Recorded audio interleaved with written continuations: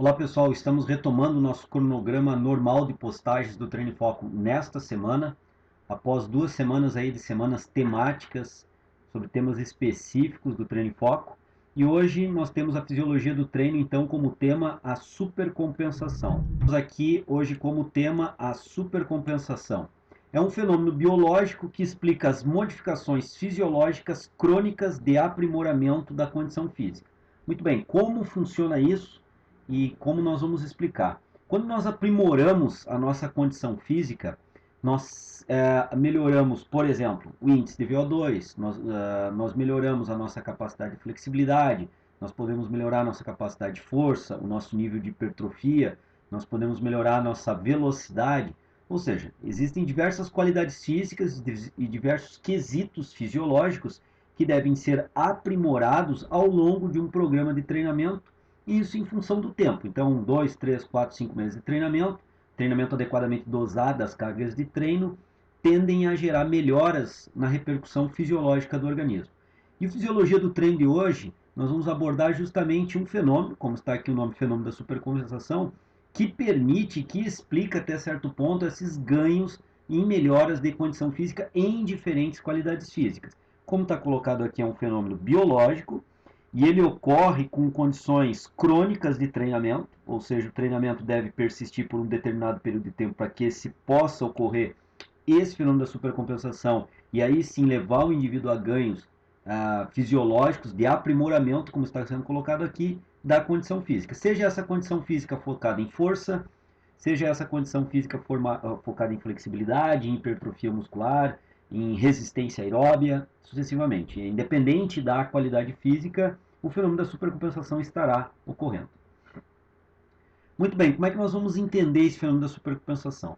Vamos imaginar que nós tenhamos aqui uma determinada variável fisiológica no eixo Y, num gráfico no sistema cartesiano, e no eixo X nós temos aqui o tempo, que pode ser medido em minutos ou horas, vai depender muito da qualidade física ou da variável fisiológica que nós iremos expor nesse gráfico. Muito bem, essa linha pontilhada em vermelho, ela mostra um fenômeno também biológico determinado ou denominado de homeostasia, que todas as variáveis fisiológicas do corpo têm um comportamento homeostático, uma variação, uma estabilidade dinâmica dos seus níveis em repouso. Ou seja, a nossa frequência cardíaca ela tem uma homeostasia em repouso, o nosso nível de glicogênio muscular, de fosfocreatina muscular, ele tem um nível de homeostasia, ou seja, ele mantém um determinado patamar em função do tempo em minutos ou horas. Essas variáveis fisiológicas que eu aqui citei, elas mantêm uma certa repercussão dinâmica, mantendo uma pequena fluidez em repouso. Por exemplo, uma pequena variação, pequenas modificações e mantendo o organismo dentro de uma certa estabilidade fisiológica. Isso é o que nós chamamos, então, portanto, de homeostasia. Muito bem, o que nós temos que entender? Que esse processo homeostático que nós podemos perceber em pressão arterial, em frequência cardíaca, em variáveis bioenergéticas, como eu coloquei, de glicogênio, de fosfocreatina, em determinados tipos de enzima, esse comportamento homeostático, essa pequena flutuação dinâmica em repouso, quando se faz o exercício físico, se altera de forma bem abrupta esse comportamento da homeostase, esse comportamento homeostático. Se nós pensarmos agora aqui, por exemplo, numa variável fisiológica que eu vou usar como exemplo na postagem de hoje, de glicogênio muscular, vamos imaginar que nós tenhamos aqui uma taxa de glicogênio muscular que tem pequenas flutuações ao longo do dia, mínimas flutuações, mas estabilidade dinâmica, e isso nós estamos então chamando de homeostasia. Quando nós aplicamos um treinamento ao indivíduo e esse treinamento tenha como uma das suas fontes de energia o glicogênio muscular, obviamente se nós tínhamos aqui uma taxa, digamos aí, de 20 gramas de glicogênio muscular por quilograma de músculo, ao fazermos um exercício, as taxas de glicogênio muscular, vamos imaginar em uma corrida de 20 minutos intervalada em alta intensidade, as taxas do glicogênio muscular vão sofrer um processo de queda. Ou seja, vamos imaginar aqui que nesse tempo aqui, nesse período de tempo, nós tínhamos uma determinada quantidade de glicogênio muscular. Conforme o tempo passou, vamos imaginar que aqui passaram-se desse trabalho intervalado 1 minuto. Nós podemos imaginar que nesse 1 minuto, subindo aqui no gráfico, nós podemos agora perceber que a taxa de glicogênio teve um decréscimo. Passado ainda um tempo maior, vamos imaginar um tempo maior aqui, a taxa de glicogênio muscular também vem decrescendo. Ou seja, conforme o tempo dessa atividade, no caso aqui um exemplo que eu estou tratando, uma atividade intervalada de alta intensidade está sendo aplicada, nós temos, portanto, então um decréscimo, uma queda da taxa do glicogênio muscular em função do consumo dessa energia. Muito bem, ao encerrar o exercício nesse ponto aqui, ao encerrarmos o exercício, nós temos, digamos, aí um tempo aqui transcorrido de 20 minutos, o organismo vai se encarregar de recuperar as perdas desse glicogênio através do repouso e através da alimentação adequada no pós-treino. Então, as taxas agora, nesse período de repouso de glicogênio muscular, eles começam a retomar o seu processo normal de recuperação. Até um ponto em que as taxas, em função do tempo transcorrido aqui, vai haver um período de tempo no qual essas taxas de glicogênio estarão novamente recompostas, estarão compensadas, estarão recuperadas. Porém, o organismo, além de compensar, ele vai gerar um processo denominado de supercompensação. Ou seja, vamos lá de novo, haverá uma queda com o treinamento. Ao encerrarmos o treinamento, e essa queda é normal, pois essa queda aqui antes do treinamento, aqui nesse ponto, quando se termina o treinamento. Essa queda do glicogênio muscular ela é normal, já que nós estamos usando esse substrato energético como fonte de energia para um treinamento intervalado de alta intensidade, por exemplo. E no período de recuperação, com alimentação adequada e com descanso também adequado, haverá uma compensação das perdas. Houve perdas de glicogênio muscular normais do treinamento, houve quedas desse glicogênio e uma compensação normal. Mas além dessa compensação, dessa recuperação, o organismo vai gerar uma supercompensação por um determinado período de tempo e volta ao patamar normal novamente. Então aqui nós temos um período onde vai ocorrer o fenômeno da supercompensação, que é aqui que eu estou marcando mais forte, por um determinado período de tempo. Se essa supercompensação eu aplicar novamente uma carga de treino no pico dessa supercompensação e descer, e novamente permitir que o organismo supercompense, digamos que eu estava nesse patamar, eu supercompensei novamente o glicogênio muscular. Se eu for nessa forma, se eu for aplicando cargas dessa forma nos momentos de supercompensação do organismo, eu vou obter um acréscimo, um aumento da minha capacidade de performance no treinamento intervalado, pois eu vou ter maior quantidade dessa variável estocada no meu músculo. A variável que nós estamos discutindo aqui, o glicogênio muscular. Vamos para um exemplo. Então, de novo, glicogênio muscular, colocado como a variável que nós estamos analisando, e partindo do pressuposto que nós estamos com 100% do estoque de glicogênio muscular, aqui nós temos a segunda-feira, terça, quarta, quinta, sexta e assim sucessivamente. Nós aplicamos um treino com essa característica, treinamento intervalado de alta intensidade. Vocês podem, como o exemplo que eu estou tratando aqui, vocês podem perceber que estava nesse patamar, o patamar de glicogênio muscular. Após o treinamento, o glicogênio muscular cai para esse patamar. É dado isso na segunda-feira. Após um intervalo e um descanso adequado, com alimentação adequada, esse indivíduo vai aumentando, aumentando, aumentando, ou recuperando e compensando as perdas de glicogênio muscular que ocorreram durante o treinamento que foi aplicado. Então vejam bem, houve uma recuperação.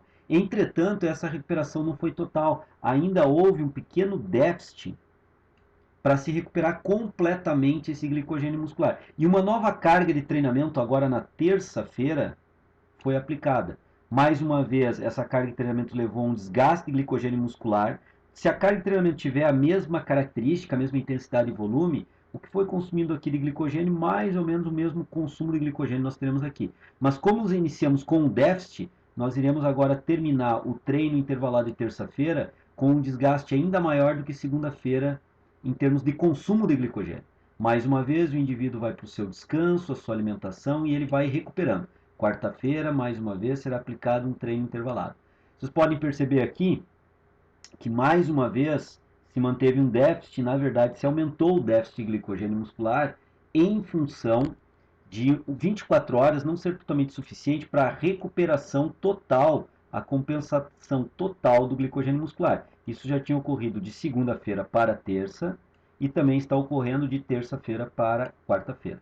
Na quarta-feira, como eu disse, mais uma vez é aplicado um treinamento como parte de um ponto já de déficit de glicogênio e aplica-se a mesma carga, agora o desgaste de glicogênio muscular, podem perceber aqui, esse desgaste de glicogênio muscular vai ser maior do que ocorreu nos outros dias de treinamento. Com isso, na quinta-feira não se aplica a carga de treinamento ao indivíduo. Na quinta-feira não se aplica a carga de treinamento. Dessa forma, a recuperação vai ter esse comportamento, ou nós poderíamos esperar esse comportamento. Sendo que na sexta-feira, quando será aplicado uma nova carga de treinamento, o indivíduo quase que compensou todas as perdas, o indivíduo quase que recuperou completamente seu glicogênio muscular, mas ainda ficou com um pequeno déficit. É aplicado novamente uma carga intervalada. Um exemplo, poderia ser carga, poderia ser um treino de hipertrofia que consuma também glicogênio muscular, poderia ser outra variável apresentada aqui. Só estou apresentando que a partir de uma homeostasia, de um estágio estável, dinâmico de concentração de glicogênio muscular, aplicando um determinado treinamento, nós estamos gerando ao longo da semana alguns déficits de glicogênio muscular. Ao encerrar o treinamento na sexta-feira, se tem um período de recuperação para que se aplique novamente o treinamento no sábado. Entretanto, nós podemos ver que, mais uma vez, nós aumentamos aqui o déficit de glicogênio no sábado. Aplica-se um treino, termina-se o treino de sábado com um déficit significativo, com um desgaste significativo de glicogênio, e aí vem o grande lance. Não se treina, por exemplo, na segunda-feira, não se treina, por exemplo, no domingo, e na segunda-feira. Ou se faz um treinamento que não consuma glicogênio muscular. Por exemplo, se faz um treinamento de força pura, aí, trabalhando com 3, 4 repetições máximas por série, mesmo para membros inferiores, nós teremos um consumo forte de fosfocreatina no domingo e na segunda fazendo um treino nessas peculiaridades, mas não de glicogênio muscular. Então o treinamento intervalado ele só vai voltar a ser aplicado na próxima terça-feira. Mas vejam a situação. Houve uma recuperação através do descanso e da alimentação do glicogênio muscular e nesse ponto, nesse momento do dia aqui, houve total compensação das perdas. Só que o organismo irá produzir uma supercompensação, que é esse processo que eu estou demarcando agora aqui. Um processo onde irá acumular mais glicogênio muscular do que havia antes. Então vamos imaginar que nós aumentamos a taxa de glicogênio muscular para 5%.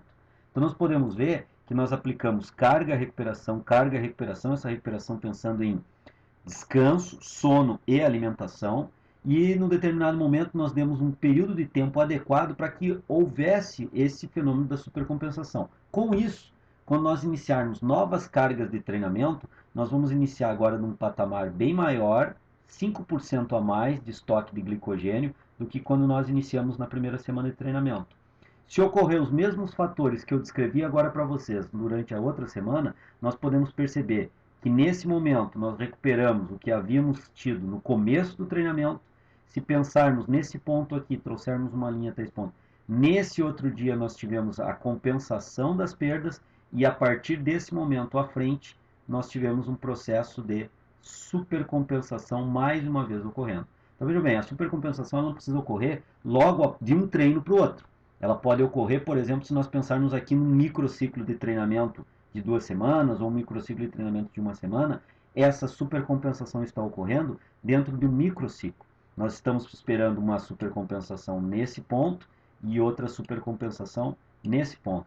Então nós temos duas supercompensações que ocorreram ao longo de microperíodos de treinamento, microciclos de treinamento. Mas fato é que o nosso glicogênio muscular ao longo dessas 2 semanas, por exemplo aqui, aumentou em 9%. Isso aqui é apenas um dado que eu estou colocando hipoteticamente, mas aumentou 9%. A partir disso, nós conseguimos então entender por que o fenômeno da supercompensação ele permite o aumento crônico de algumas variáveis fisiológicas do corpo e a melhoria da condição física do indivíduo. Nós podemos pensar isso de uma forma de uma carga forte, que tenha mais uma vez, em termos de glicogênio muscular, depletado uma taxa alta de glicogênio muscular. Nós podemos pensar isso levando a uma depleção bem significativa até esse ponto, aonde haverá uma recuperação e mais uma vez nesse ponto a supercompensação. Nós podemos pensar a partir do ponto da supercompensação que essa supercompensação possa ser mais rápida. Como é que poderia ocorrer uma situação para essa supercompensação se tornar mais rápida? Nós aprimorarmos as condições de descanso e alimentação. nós teríamos num período mais rápido supercompensado o indivíduo do que levando uma supercompensação um pouco mais lenta. E vejam bem, partindo do pressuposto que nós estamos com a mesma carga de treinamento que levou ao mesmo desgaste, ao mesmo consumo de glicogênio muscular, levando a uma velocidade diferente de supercompensação, aí pensando na capacidade de recuperação do indivíduo. Nós podemos ter uma carga que se estenda por mais tempo, não seja uma carga tão intensa quanto aqui, mas essa carga, mesmo sendo de menor intensidade, mas de um maior volume, leva a praticamente o mesmo consumo de glicogênio muscular. E nós podemos pensar em curvas mais rápidas de supercompensação ou curvas mais lentas de supercompensação. Sempre na relação como está o estado nutricional no pós-treino, como é o descanso no pós-treino e como é o sono no pós-treino, para acelerar esse processo supercompensatório. Todas as estratégias nutricionais pensam nesse aspecto. Quanto antes eu supercompensar o indivíduo ou recuperar, embora, por exemplo, nesses pontos eu não tenha supercompensado, eu tenha feito a recuperação ideal do indivíduo. Eu posso aplicar novas cargas de treinamento durante esse período de supercompensação, eu vou ter uma crescente de melhora do estoque de glicogênio muscular e, consequentemente, da capacidade de performance desse indivíduo. Essa é uma ideia. Se nós, obviamente, aplicarmos uma carga que tenha um consumo de glicogênio muscular menor, vejam bem, se nós formos para a linha agora aqui, não temos um consumo de glicogênio muscular, nós temos que esperar normalmente uma recuperação mais rápida, desde que a situação pós-treino, de descanso, sono e alimentação, seja similar às outras situações que eu descrevi anteriormente. E aí nós podemos raciocinar, então, com diferentes momentos de supercompensação, diferentes períodos necessários para que se ocorra a supercompensação em termos de tempo, de horas ou dias para ocorrer esse fenômeno da supercompensação. Isso dependerá então da carga aplicada e dependerá de como é feita essa recuperação para que essa supercompensação seja mais lenta, demore um tempo maior ou se torne mais rápida. Fato é que nós devemos tentar ajustar as cargas ao longo de microciclos, principalmente para que sejam jogadas novas cargas ou aplicadas novas cargas em momentos de supercompensação.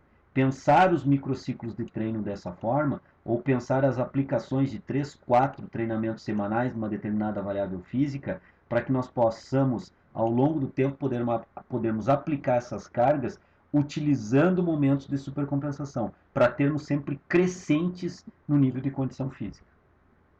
Aqui, nós podemos pensar que se isso não for feito, nós podemos obter o efeito overtraining. Overtraining pensando mais uma vez na variável que eu venho discutindo com vocês, de glicogênio muscular. Então nós podemos pensar no glicogênio muscular não permitindo esses fenômenos de supercompensação e aplicando cargas em momentos diferenciados, e esses momentos não estão obedecendo aí critérios para recuperação e supercompensação, e eu venho numa crescente de aplicação de cargas, isso está me levando a um desgaste de glicogênio muscular que ao final, por exemplo, aí de 2 semanas de treinamento,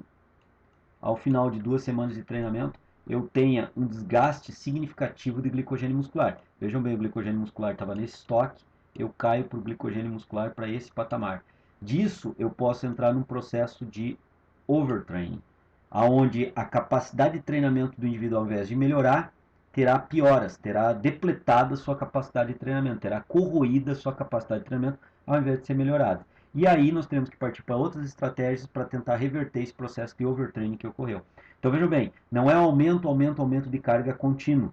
Esse aumento de carga deve e deverá ocorrer, mas deverá também ser pensado os momentos de descanso para ver o momento da supercompensação, para ver pelo menos num microciclo um momento de supercompensação. Isso é o que eu chamo a atenção de vocês para que não ocorra esse processo do overtraining. E aqui, como último fator para a gente chamar a atenção, vamos imaginar a seguinte situação, o porquê que o organismo supercompensa.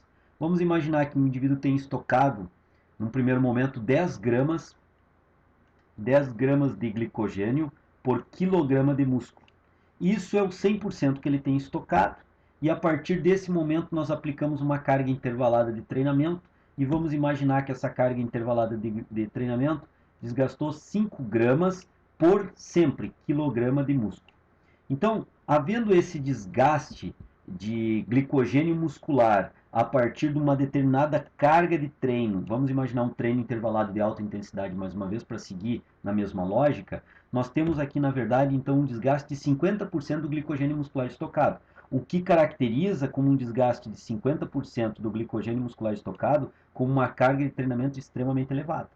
Agora, vamos imaginar que cronicamente ao longo do tempo, devido ao efeito da supercompensação, esse indivíduo aumente o estoque de glicogênio para 20 gramas por quilograma de músculo. Ou seja, ele dobrou o estoque de glicogênio agora, para cada 1 quilo de músculo, ele tem um estoque de 20 gramas e não mais de 10 gramas. Isso pelo efeito crônico, por adaptação crônica ao treinamento, criada a partir de melhorias supercompensatórias no estoque de glicogênio muscular. Vamos imaginar que nós aplicamos de novo a mesma carga de treino e, sendo a mesma carga de treino, ela mantém esse treinamento intervalado um consumo de glicogênio de 5 gramas de glicogênio muscular estocado. Agora nós podemos raciocinar que essa carga de treinamento que antes desgastava 50% do estocado, agora passa a ter um desgaste de 25% do glicogênio muscular estocado, com essa mesma carga de treino. Vamos imaginar mais uma vez que por efeito crônico do treinamento, esse indivíduo passe de 20 gramas de glicogênio estocado para cada quilo de músculo, ele passe a estocar 40 gramas de glicogênio para cada quilo de músculo. Nessa situação, aplicando a mesma carga de treinamento, partindo da hipótese que nós estamos aplicando a mesma carga de treinamento e, consequentemente, mantemos o consumo de 5 gramas de glicogênio por quilo de músculo, nós estamos desgastando com essa mesma carga de treinamento, nós agora podemos raciocinar que o desgaste gerado com esta carga de treinamento, com esse consumo de glicogênio para um estoque de 40 gramas por quilograma de músculo, é de 12,5. O que nós podemos perceber? Que ao longo do tempo, sob efeito supercompensatório, as cargas de treinamento que tinham um efeito extremamente desgastante para o organismo, elas passam a ter um efeito de menor desgaste até um efeito de desgaste bem menor do que os anteriores. Então nós podemos perceber que o organismo ele vai supercompensando, buscando, vejam bem, sustentar uma nova agressão de treinamento. Se nós pensarmos o treinamento consumindo glicogênio muscular e quebrando a homeostasia, nós temos que pensar que o treinamento gera uma agressão biológica controlada contra o organismo. Dessa forma, o organismo reage a essa agressão biológica controlada. Controlada por quê? Porque a ideia é que nós não façamos um treino de um desgaste tão grande quanto esse. Esse desgaste que gerou 50% do consumo do glicogênio muscular é um treinamento muito intenso, que vai levar alguns dias para haver a recuperação, mesmo com uma dieta significativa. Agora, treinamentos que tenham um consumo moderado a moderado alto do glicogênio muscular são treinamentos mais adequados. Por isso a carga de treino deve ser adequada e por isso a agressão é controlada contra o organismo. Toda vez que nós quebramos a homeostasia, nós agredimos biologicamente o organismo, mas de uma forma controlada, para que possa permitir ao organismo a supercompensação e supercompensando cronicamente ao longo do tempo, esse organismo consegue se defender melhor contra a agressão. A agressão que nós estamos pensando agora aqui é a carga de treino. O organismo cada vez mais consegue se defender melhor a essa carga de treino, já que antes a mesma carga de treino aplicada gerava um desgaste de 50%. Agora, depois de, vamos imaginar, 6 meses, 8 meses, a mesma carga de treino aplicada no mesmo organismo gera um desgaste de bem menor, um desgaste de 12,5%. Essa então é uma ideia geral da fisiologia do treino de hoje, sobre a questão do fenômeno da supercompensação, aplicado um pouquinho ao treinamento e trazendo aqui algumas nuances do treinamento para que nós possamos trabalhar essa ideia em outras postagens do Treino em Foco mais à frente.